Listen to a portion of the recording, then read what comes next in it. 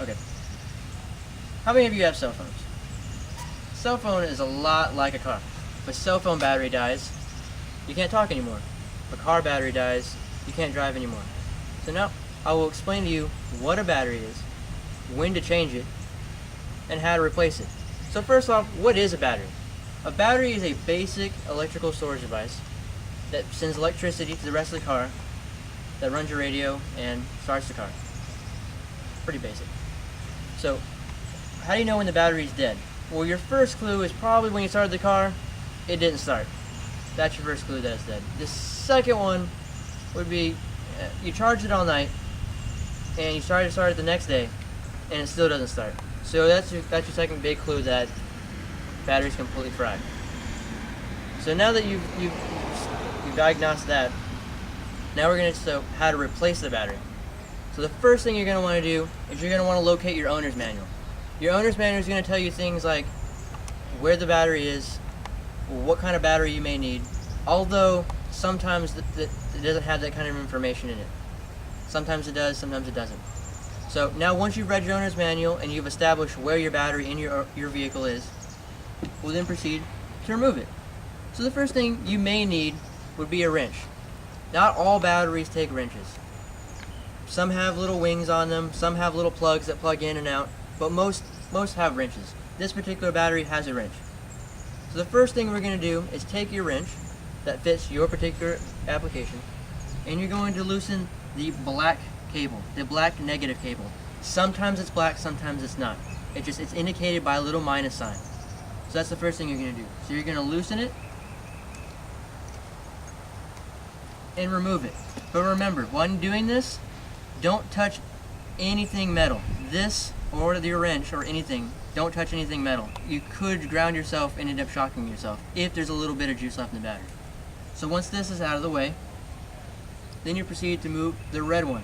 The red cable is the positive. This is what actually sends the power to the car. Sometimes it's red, sometimes it's not. It's indicated by a plus sign.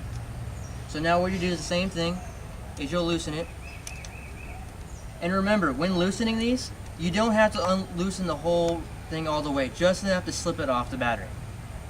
Once again, try not to touch anything metal.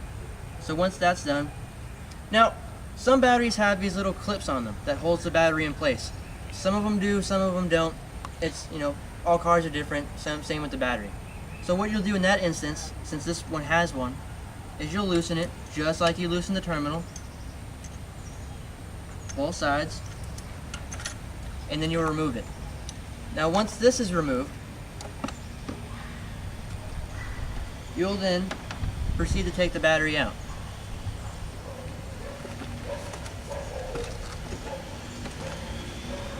Now at this point, you need to get a new battery.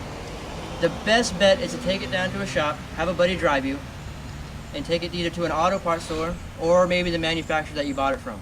They're going to give you either the same battery or one pretty close to it. That is your best bet, because sometimes the owner's manual doesn't always tell you.